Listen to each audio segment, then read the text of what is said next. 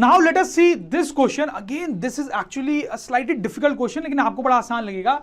सो आप देखो यहां पर ये जो लूप है वो घूम रहा है, वायर का लूप, वो स्मूथ है, मतलब कोई फ्रिक्शन वगैरह की कोई कहानी नहीं है. यहां पे आपको रेडियस ऑफ लूप दिया हुआ है, रेडियस ऑफ लूप दिया हुआ है, ठीक है. ओमेगा, कितने ओमेगा से वो घूम रहा है वो आपको बताना है.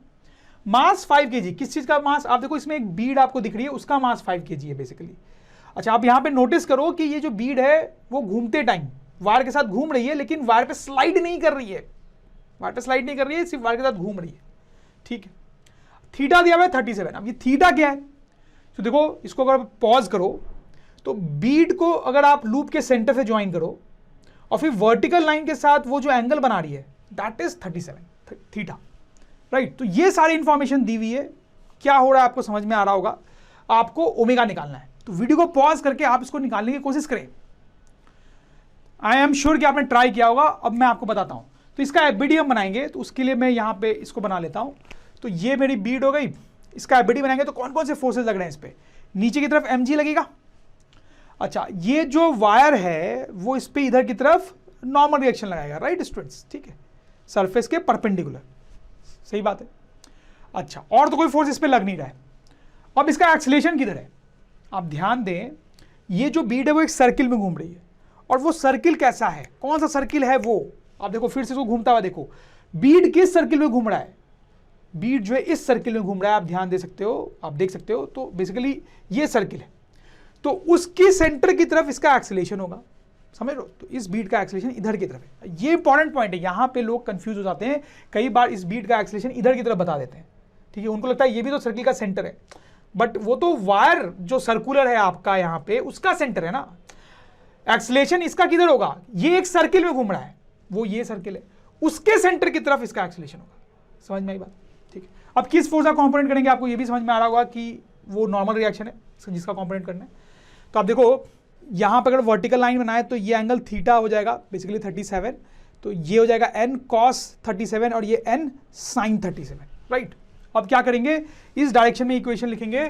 तो n cos 37 is equals to mg, right students. और इस डायरेक्शन में इक्वेशन क्या बनेगी? f इक्वल्स टू ma की, राइट. तो इस डायरेक्शन जो फोर्स है that is n sin 37, that is m into a को लिख सकते हैं क्या तो v स्क्वायर बाई आर या ओमेगा स्क्वायर आर, क्योंकि ओमेगा निकालना है तो let's write omega square r. समझ में आ रही बात. अच्छा, अब यहां पे ध्यान देंगे एक और. ये जो r है यहां पे गलती हो जाती है. ये r क्या है? क्या ये यही r है जो दिया हुआ है 2/3? नो स्टूडेंट्स, ये जो r दिया हुआ है वो तो ये डिस्टेंस है, मतलब ये जो सर्कुलर वायर है उसका रेडियस है. यहां पे जो ओमेगा स्क्वायर आर हमने लिखा है वो इस सर्किल का रेडियस है, मतलब ये वाली डिस्टेंस इधर बनाते हैं, यहां स्पेस ज्यादा है, ये वाली डिस्टेंस हमें बतानी है, ये रेडियस. समझ रहे हैं बात. तो ये कितनी होगी? अगर ये दिया हुआ है 2/3 और ये थीटा है तो ये कितना होगा? तो आप समझ रहे होंगे दैट विल बी 2/3 sin 37. अब आपको इसको सॉल्व करना है. आप सॉल्व करोगे तो देखो यहां से जाएगा n equals to sin 37 cancel हो जाएगा m ओमेगा स्क्वायर 2/3. अब देखो m तो हमें दिया हुआ है 5 kg, ओमेगा निकालने के लिए n चाहिए. n आप इस इक्वेशन से यहां से निकाल सकते हो और फिर यहां रख लेना. सॉल्व करोगे ओमेगा आ जाएगा, राइट स्टूडेंट्स. तो देखा आपने कैसे बड़ी आसानी से बस इक्वेशंस लगा के सॉल्व करना होता है क्वेश्चंस को. अब यहाँ पे एक छोटी सी चीज मैं आपको बताना चाहता हूँ. वो कोनिकल पेंडुलम याद है ना आपको स्टूडेंट्स? उससे रिलेटेड बड़ा इंटरेस्टिंग सा छोटा सा क्वेश्चन यहाँ पे कई बार बनता है. तो आप देखो यहाँ पर ये आपका कोनिकल पेंडुलम है, ठीक है, और ये यहाँ पे एक बार और मैंने इसको बना लिया 2 बार, ठीक है. दोनों जगह इसकी एफबीडी बना लेते हैं, नीचे mg और इस तरह रोप का टेंशन, ठीक है. आपको पता है कि इसका एक्सेलेरेशन सेंटर की तरफ होगा, सर्कुलर मोशन कर रहा है, यहाँ पर भी इधर की तरफ होगा, राइट. अच्छा देखो यहाँ पर हम क्या कर सकते हैं, ध्यान दो कि जो टेंशन है इसका हमने कंपोनेंट कर लिया, तो ये हो गया t cos थीटा, ये t sin थीटा. ये एक तरीका हो गया कंपोनेंट करने का, राइट. अच्छा देखो यहाँ पे हम क्या करते हैं कि ये जो mg है उसका कंपोनेंट कर लो आप. देखो एक ये कंपोनेंट और एक ये कंपोनेंट. अगर वो एंगल थीटा है तो ये थीटा होगा, तो this is mg cos theta and this is mg sin theta. ऐसा भी कर सकते हैं. मतलब इस सिचुएशन में कंपोनेंट करने के 2 तरीके. ध्यान देंगे आप स्टूडेंट्स. यहाँ पे हमने टेंशन का कंपोनेंट किया, यहाँ पे mg का कंपोनेंट किया. अब बताओ मुझे कौन सा कंपोनेंट करने का तरीका ज्यादा अच्छा है? शायद आप समझ रहे होंगे या शायद ना समझ रहे हो. ये वाला तरीके में थोड़ी प्रॉब्लम है, ये उतना अच्छा नहीं है। क्यों? क्योंकि यहां पर अगर हम इक्वेशंस बनाने की कोशिश करेंगे तो प्रॉब्लम आएगी।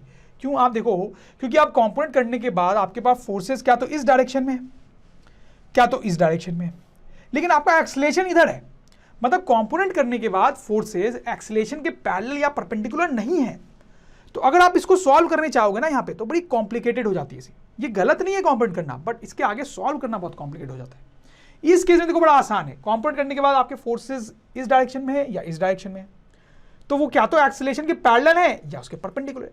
तो इस केस में इक्वेशंस बनाना बहुत आसान हो जाता है। इस डायरेक्शन में आप बोल देते हो कोई एक्सेलरेशन नहीं है तो नेट फोर्स 0, और इस डायरेक्शन में आप इक्वेशन बना लेते हो, राइट। तो इसका मतलब ये अच्छा तरीका है कंपोनेंट करने का, ये उतना अच्छा तरीका नहीं है। Please keep it in mind. कई बार स्टूडेंट्स को क्लैरिटी नहीं होती है इस पॉइंट की, तो वो ऐसे कंपोनेंट कर लेते हैं और फिर आगे क्वेश्चन को सॉल्व करने में फंस जाते हैं। लेकिन आपने देखा होगा कि हमने ऐसे कंपोनेंट किया था। This is a right way to go ahead. I hope you understand this. तो यहीं पे मैं आपसे एक और छोटा सा क्वेश्चन पूछना चाहता हूँ। बड़ा छोटा सा क्वेश्चन है और बहुत कॉन्सेप्चुअल क्वेश्चन माना जाता है इसको। तो मैं 2 स्टेटमेंट्स लिख रहा हूँ, आपको बताना है कि कौन सा ट्रू है कौन सा फॉल्स है। एक मैं लिख रहा हूँ T equals to mg cos theta, और दूसरा मैं लिख रहा हूँ T cos theta equals to mg। तो कौन सा ट्रू है कौन सा फॉल्स है ये आपको बताना है। तो स्टूडेंट्स बताएं आप, यहां पे हम क्या बोल रहे हैं, T equals to mg cos theta पहले वाले में। तो आप देखें इसमें, अगर आप देखेंगे इस वाले एफबीडी में, तो ये आपका T है और ये हो गया आपका mg cos थीटा। तो बोला जा रहा है क्या ये दोनों बराबर हैं? बताएं आप। नहीं, ये बराबर नहीं है। क्यों बराबर नहीं है? क्योंकि देखो आपका एक्सेलरेशन इधर है ना, उसका एक कंपोनेंट इधर हो सकता है। तो एक्सेलरेशन का कंपोनेंट इधर हो सकता है, मतलब इस डायरेक्शन में नेट फोर्स 0 नहीं है। तो T और mg cos theta can not be same. तो ये गलत है इक्वेशन, राइट। अच्छा, इसके बारे में देखते हैं क्या ये भी गलत है या ये सही है। इसके लिए आप देखो इस डायग्राम को, इसमें नीचे mg है और ये है T cos थीटा, और इस डायग्राम में एक्सेलरेशन आपका इधर है, मतलब इसका कोई कंपोनेंट इधर की तरफ नहीं है। तो इस डायरेक्शन में आप नेट फोर्स 0 बोल सकते हो। तो मतलब आप बोल सकते हो कि mg is equal to T cos theta, मतलब ये सही है। समझ में आई स्टूडेंट्स आपको बात? ये बड़ा कंसेप्चुअल क्वेश्चन माना जाता है और बहुत डिफिकल्ट माना जाता है, मैं आपको बताऊं। लेकिन आपको शायद इजी लग रहा होगा, और आपको अगर इजी लग रहा है, आपको समझ में आ गया है, तो आपका जीवन एक्चुअली धन्य हो गया है, because you are understanding this chapter very well. अब स्टूडेंट्स देखते हैं ये क्वेश्चन। इसमें आप देखो अर्थ है वो रोटेट कर रही है, उसको रोटेट करने का कुछ ओमेगा है, वो ओमेगा नॉट है।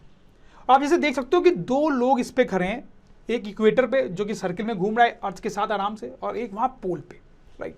अब इसको पॉज करो, आप देखो कि ये अर्थ के कांटेक्ट में, तो अर्थ इस पे इस तरह से कुछ नॉर्मल रिएक्शन लगा रही होगी, ठीक। वैसे ये भी अर्थ के कांटेक्ट में, तो अर्थ इस पे भी कुछ नॉर्मल रिएक्शन इस तरह से लगा रही होगी। तो हमें इन दोनों नॉर्मल रिएक्शन को कंपेयर करना है, हमें बताना है कि दोनों नॉर्मल रिएक्शन में से कौन सा बड़ा है कौन सा छोटा है, या दोनों बराबर है। This is what we have to do. So देखो आप कैसे करेंगे, सिंपल है। इसका एबीडी बनाते हैं। तो एक नॉर्मल रिएक्शन जो इस पे लग रहा है वो तो आपने बना ही लिया है, दूसरा इस पे mg फोर्स इधर लगेगा, इस पे भी नॉर्मल रिएक्शन तो आपने बना ही लिया, इधर mg फोर्स लगेगा, ठीक है। अब देखो पहले इसकी बात करते हैं जो इक्वेटर पे है, राइट, इक्वेटर। तो उसकी अगर हम बात करेंगे तो आप देखें ये तो इस सर्किल में घूम रहा है ना एक्चुअली, तो ये सर्किल में घूम रहा है, यूनिफॉर्म सर्कुलर मोशन कर रहा है, तो इसका एक्सेलरेशन है किधर की तरफ, सेंटर की तरफ।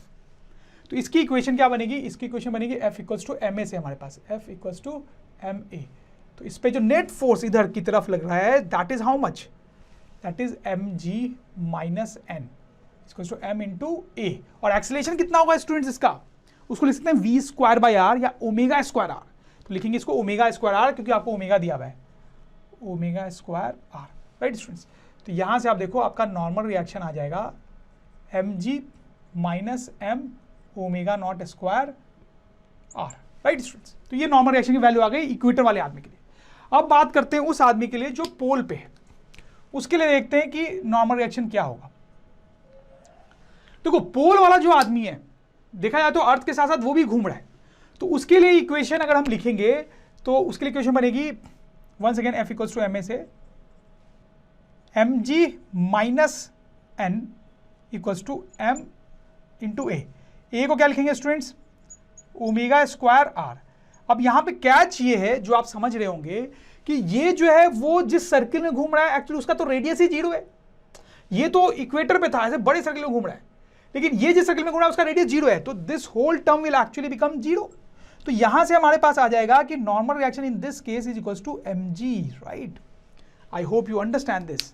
तो आप देखो क्या हो रहा है कि पोल पे जो आदमी है उसके लिए नॉर्मल रिएक्शन की वैल्यू mg के बराबर है एग्जैक्टली। लेकिन इक्वेटर पे जो आदमी है उसके लिए normal reaction mg minus something आया है।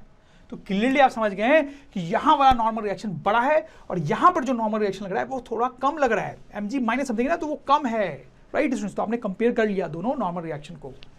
लेकिन यहां पर आपको एक छोटा सा कंफ्यूजन आ सकता है स्टूडेंट्स।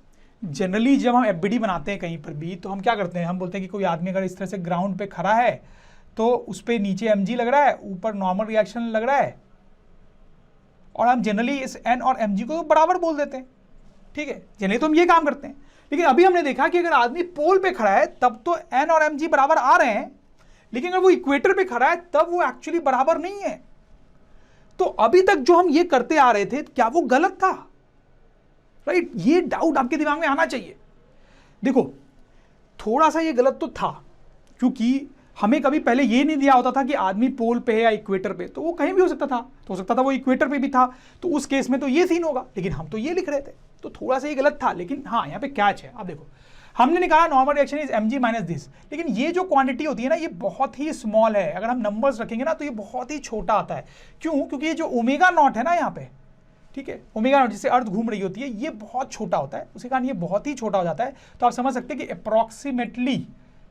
अप्रॉक्सीमेटली हम यहाँ पे ले सकते हैं n is equals to mg, right students. मतलब क्योंकि ये इसको आप इग्नोर भी कर सकते हो। तो यहां पर जो हम काम कर रहे थे वो थोड़ा अप्रॉक्सीमेट था, गलत नहीं था। तो स्टूडेंट्स अगर ड्रोन स्टडी के ये वीडियोस आपको अच्छे लग रहे हैं तो आप प्लीज इनको लाइक करें, सब्सक्राइब करें, कमेंट्स लिखें स्टूडेंट्स, अपने थॉट्स बताएं, हमारे साथ शेयर करें कि आप और क्या चाहते हैं। और इतना ही नहीं स्टूडेंट्स, सबसे इंपॉर्टेंट नीचे शेयर बटन पे क्लिक करें और अपने दोस्तों के साथ इन वीडियोस को व्हाट्सएप और फेसबुक पे शेयर करें स्टूडेंट्स, ताकि वो भी इन वीडियोस का फायदा उठा सकें स्टूडेंट्स, राइट?